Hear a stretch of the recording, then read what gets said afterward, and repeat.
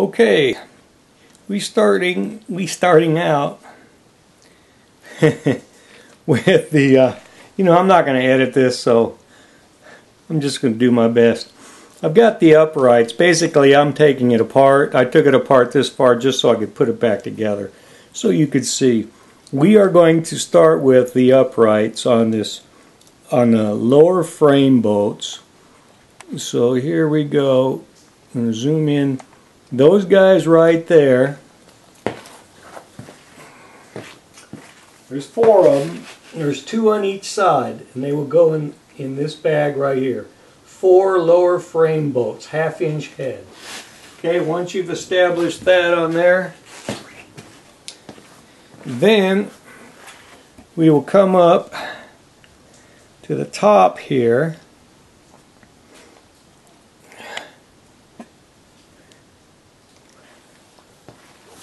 And I will put on the main top unit. Slips on there like that. And then you have 2 upper frame bolts. Okay, 7/16 head. And basically they just slip in there. I'm not going to tighten any of this stuff down, just so you can get an idea how this works. Okay, so that'll tighten that down. They'll go in that bag. Next we'll go with the main slider, and I'm going to bring this up just a little. And it is put on with 2 slide assembly bolts. They're stove bolts about 3 inches long. Okay. The first thing we'll do is we'll just put it up on top.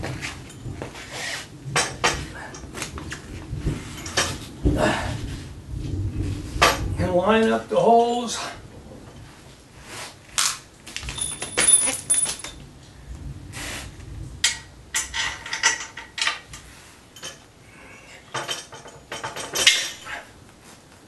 There's 1 washer and nut.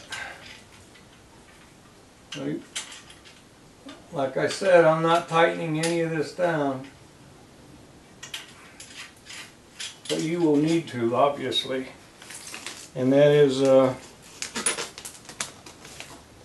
1/2 inch head, bottom of the stove bolt.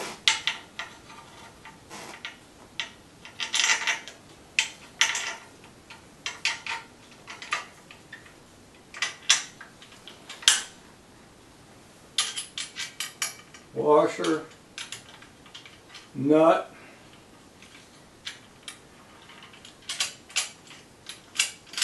okay, and next we're going to put the rod bolts, 9/16 inch head. There's 2 of them for the main rods.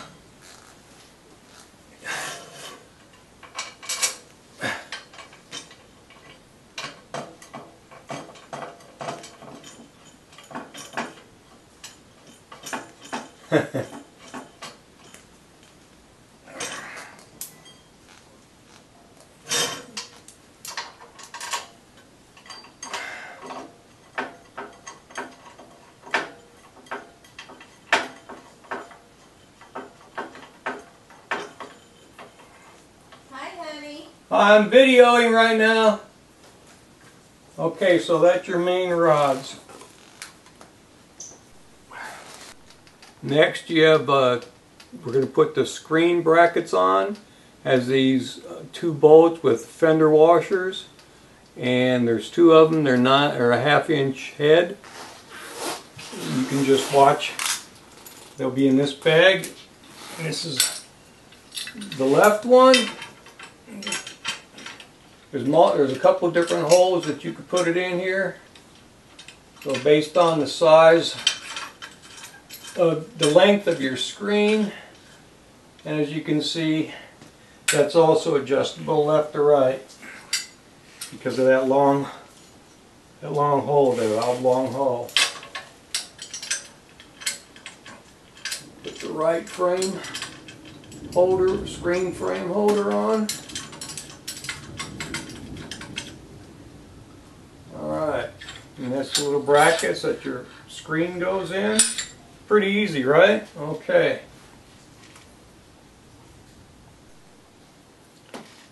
Okay, now we're ready to put the EO3s, the main thing that holds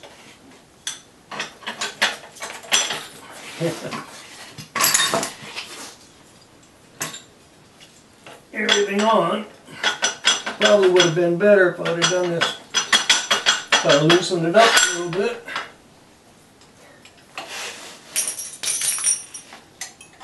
It's a 1/2 inch, bolt will be on it.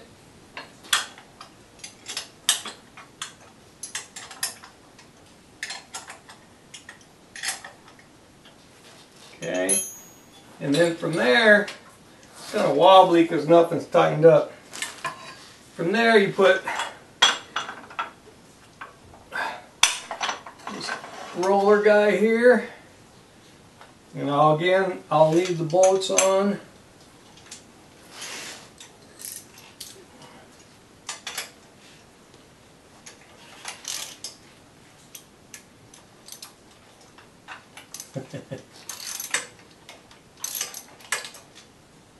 You do the right 1/2 inch.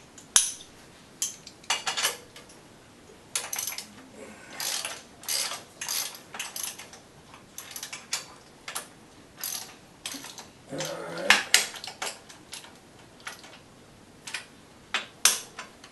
It's pretty loose, so.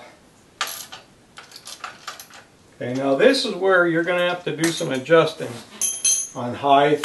Once you get your screen, now what you want for your little, we're going to gear up your little bottle. Take this 1/2 inch, take this mandrel loose. Now this mandrel is for koozies or something similar. You just take it out of this channel. And then we want to put in these guys here.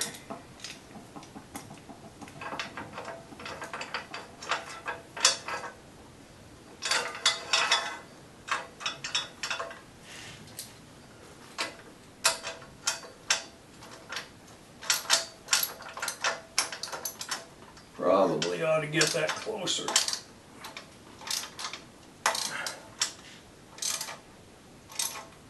Okay, what that'll allow you to do is take your little bottle, and we'll have to get these guys together and then get the other one with the same type of wheel. So I'm going to pause this while I set that up for you.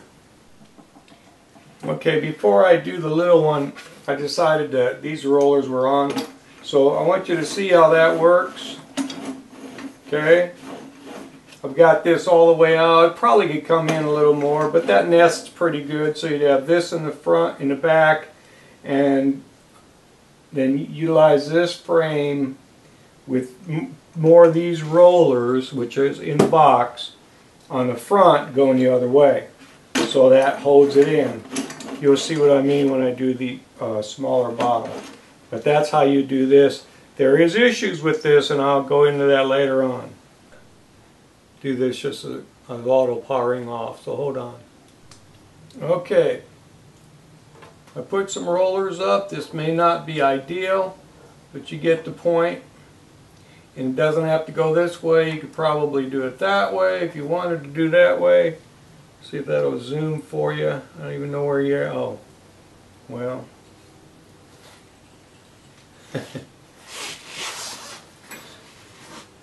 Best I could do here.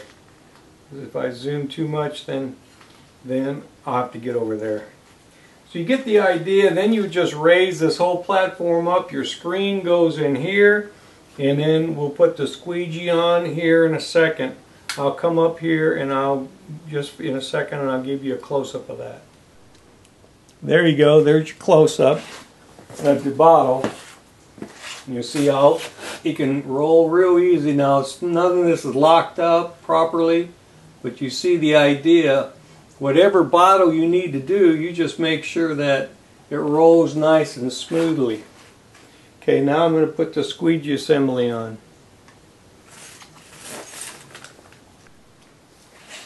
Okay, get yourself a 9/64 Allen wrench. Loosen that up. Move the rod over. Get the squeegee assembly. Make sure that the handle is up. Just put it in there. This is a good place to make sure you've got plenty of, well, I guess that's wrong. Never mind. And then tighten that up. Better tighten that up.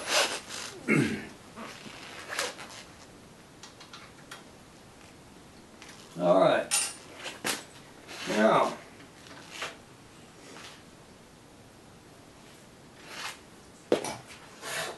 when your screen is on here, we need to do a balance. Here's your counterbalance.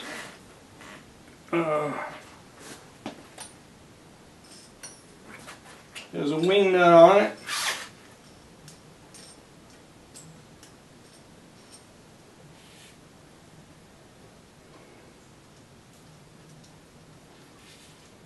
Should head that off. And a fender bolt. And that goes back here on that tongue. If you can't see it, which you can't, there's only one place for it. It'll become pretty obvious where it needs to go. And that's there. Now, depending on the weight of your screen, that counterbalance, got all kinds of tools here. There. That counterbalance will be able to come out if it's heavier, or in if it's not as heavy. Okay? And you can see the effect on that screen. Now there's no screen on it. So here's your laser. Takes I don't know, 1 or 2 AAAs, I think. You don't need it if you're going to be running a one-color job. Try to get out of my way. Here's your squeegee. I don't think I have a conventional screen around here anymore to show you, but the screen goes here, and of course remember that you can adjust this based on the length of your screen. And this squeegee goes on contact of your screen, and when this is lifted, you can't see that. I'll pause that and bring it up just a hair. Okay, so now you can see the relationship between the bottle, the squeegee, and frame. Remember, I'm going to back up just a little bit here. Okay. Okay, remember the bottom of the frame, your screen, is right here. And so that would be touching, or just almost touching, your bottle. Now you can see nothing is squared up properly. But that would be right there. And then when it's all inked up, all you have to do is put the pressure down like this and move the screen. And as you move the screen, the bottle will roll. I've got that too tight over here. Okay. So as you move your screen, you're putting pressure on here, and and your bottle is rolling. See that? You're putting pressure on it and it's rolling. Pretty simple. That's it. That's how it works. It just depends on your bottle. Whatever bottle you have, whether it's this little bitty thing, an ink pen, a 5-gallon bucket, you just need to adjust everything for that size. Now, I want to get into your other bottles. Let me set this up. Okay, for this Clorox bleach bottle you have here, you got two things against you. Number one is it's not a real rigid surface. I think it's rigid enough that you'll be okay. The obstacles that you have are these ridges, and the screen and the squeegee and everything is going to have to be inside of these ridges, and that means that your actual imprint area is probably going to be, looks like 3.5 to 4 inches max. They had a label on this for a reason, okay? Because it's a whole lot easier. So I would probably be looking at labels if I was you. Now, that said, I sell labels, okay? But you could probably make them in-house with your own laser. I mean, you know, if you're doing 500 or something, you can do it in your own laser printer. If you're doing thousands, then we can provide labels, UV and over laminated for chemicals, all kinds of things.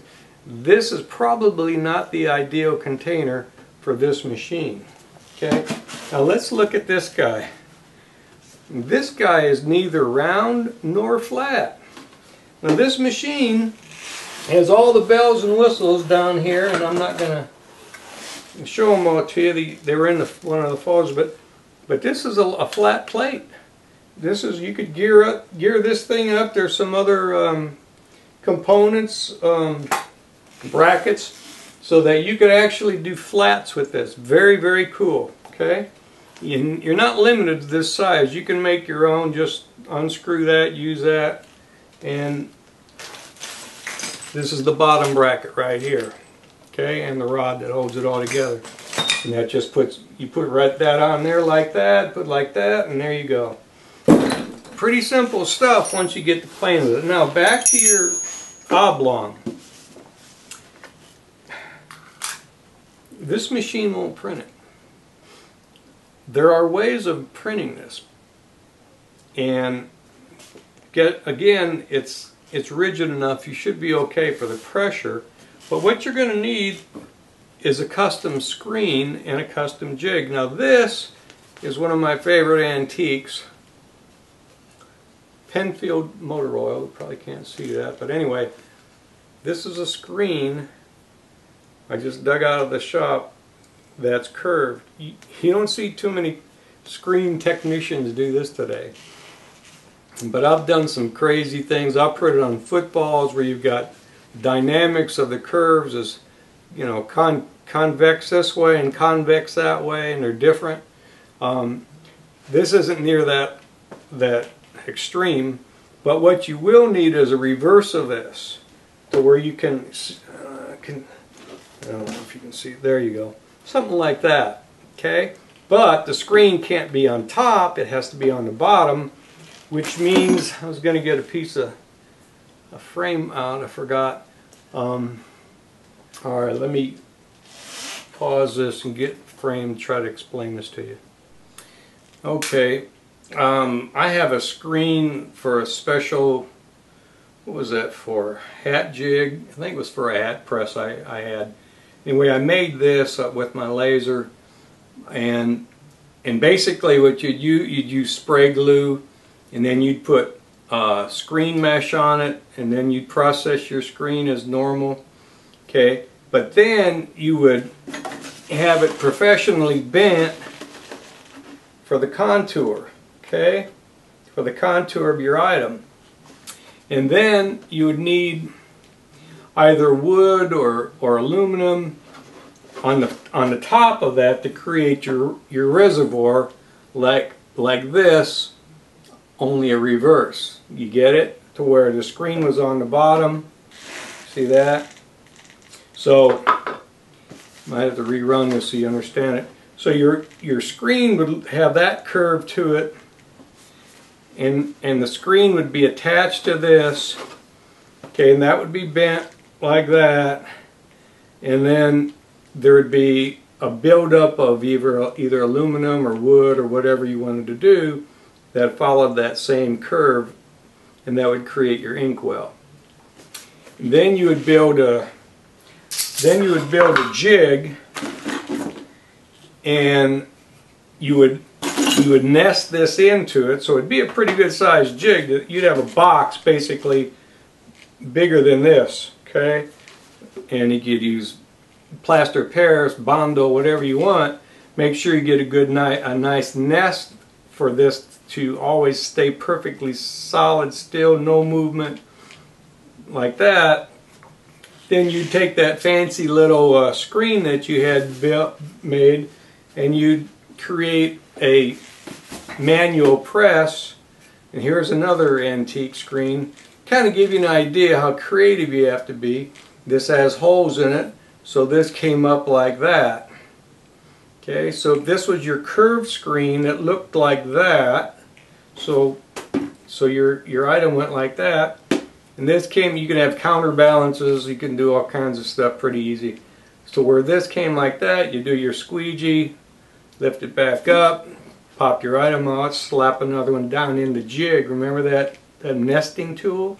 Bring this back, swipe it, put another one in, okay? But the key is following this curve. So,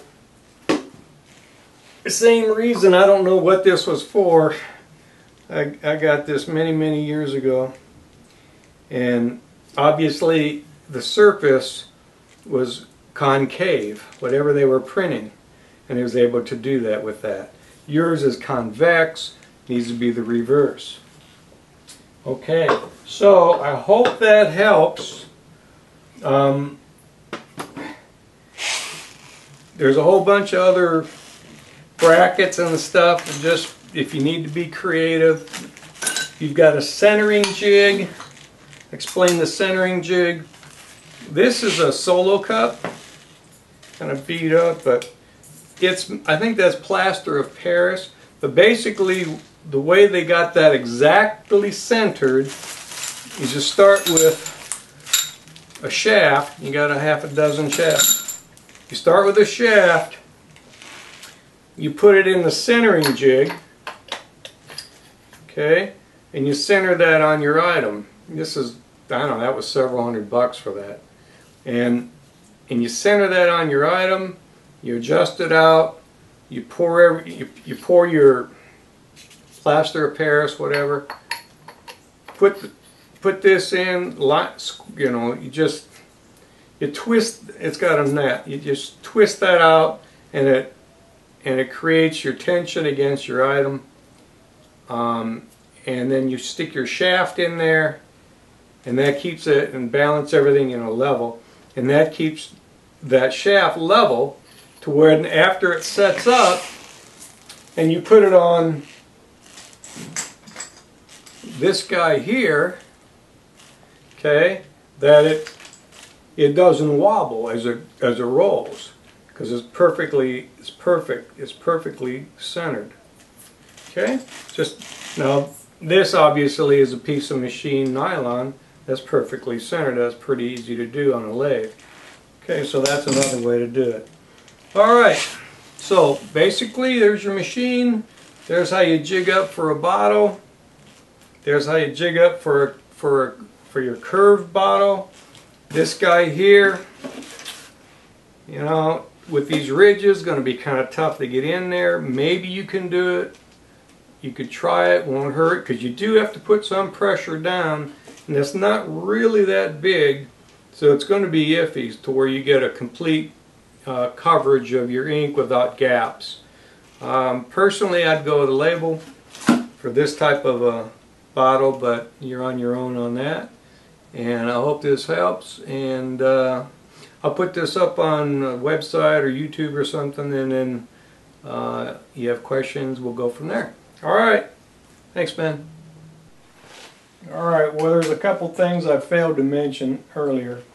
So one of the things you need to do when you're setting this up is this guy here, 1/2 inch bolt, needs to be squared up exactly on top of your bottle and locked down right in there. I think this might be a little loose, but anyway. And then you need to make sure that your squeegee and everything is perfectly aligned .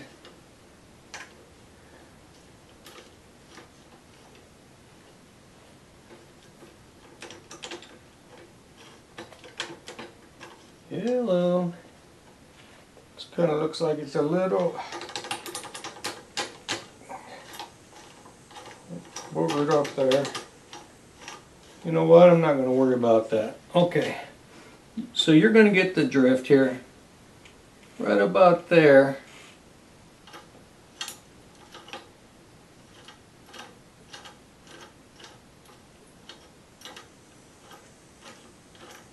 Zorowski.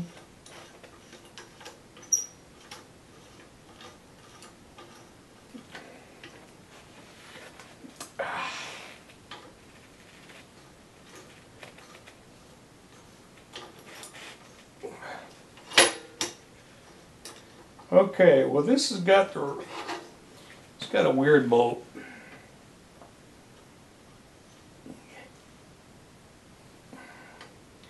Alright, so that's pretty close to center. Looks like, and remember, this is all, everything got here is kind of loose. There. So, then this come back here. I did find that screen. You put your screen in, clamp it down.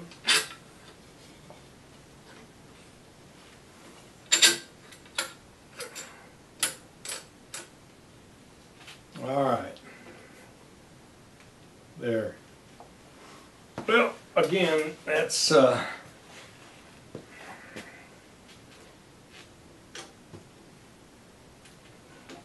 now then, when you roll the screen, you put a little pressure down on this. That's all loose down there. I don't know if you can see it, but the bottle has come off because I don't because it's all loose.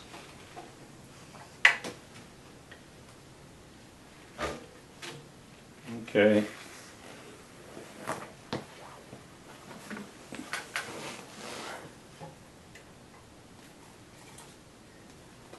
What's happened here is that whole thing is way too high. So this is good for you to see because this is all part of adjustments when you're setting something up. My guess is once you get it set up for a bottle, you're going to print a whole bunch of bottles. That's pretty close.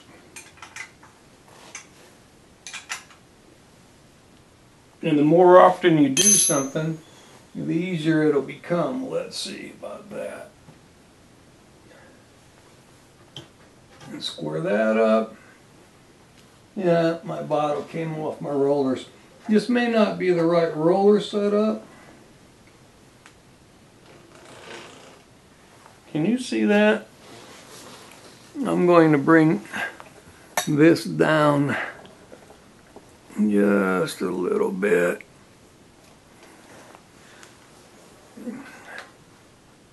See if I can zoom in. Whoops, you're not, I'm in the wrong place. Sorry.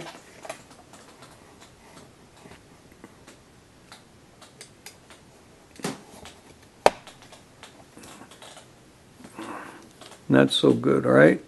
Okay, so don't hire me to do your video work.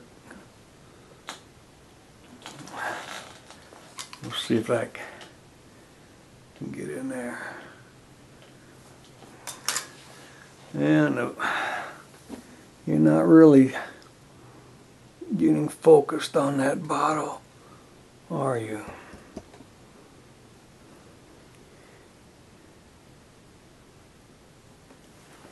Okay, and the bottle is, like I said, the rollers, there's all kinds of rollers, so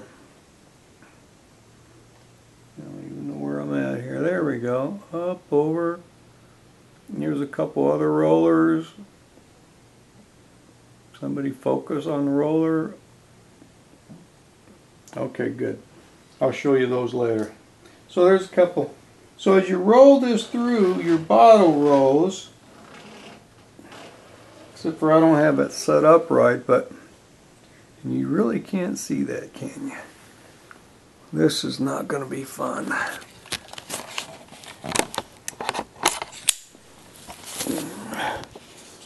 Alright, let me try to get in there and look at that. Back up a little bit. See, my roller, my bottle came off of my rollers. I think you can still see it roll. Can you see the bottle roll even though it's off?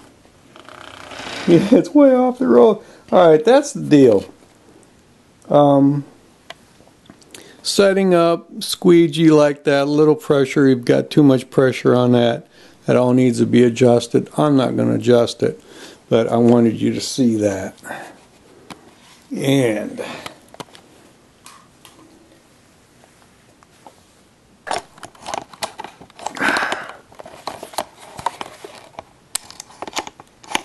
okay, I wanted to talk about nesting. We talked about nesting that bottle, and basically this is some material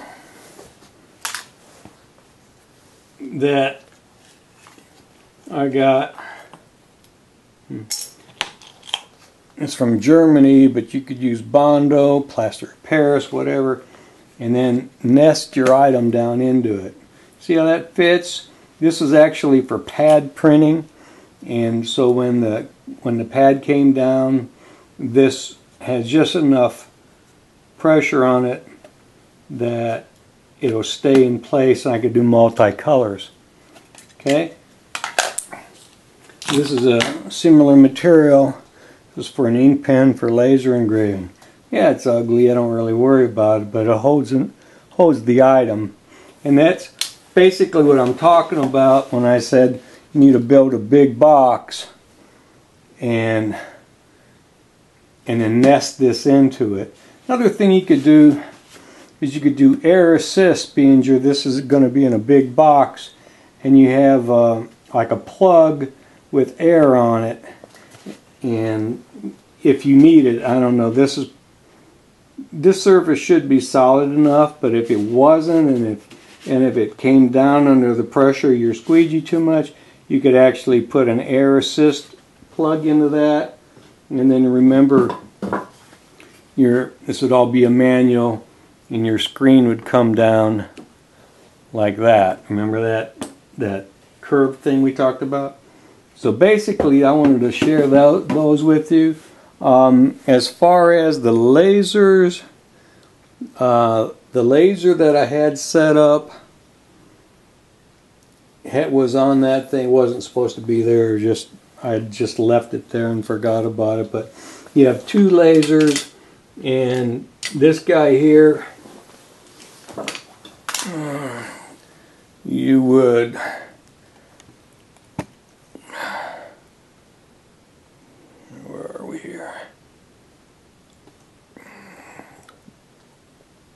okay, you see that? And you'd have to pick a spot, put that there. This bracket here for the laser would go on this green guy here. Then you've got different rollers. I think I showed you different rollers. Let's try to, there's all this stuff. Now that you see more of how this thing operates, I think you'll get an idea. That was my video camera that just dropped. It's not good. Okay. So, no idea what that is. Okay, so there are some different parts that comes with it, nuts and bolts, extra wheels. You can always go to a hardware store. These bags have extra wheels, different size wheels, because obviously what I've got set up there isn't working so well.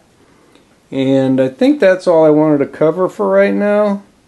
You're obviously going to have questions until you watch this a few times, until you get this machine in there and you start playing with it. Then I think it'll become apparent. But now you know how to put it together, you know sort of how it works, and it's just going to be a matter of playing with it. Okay, and I hope that helps. And now I need to shut this thing off, however you do that.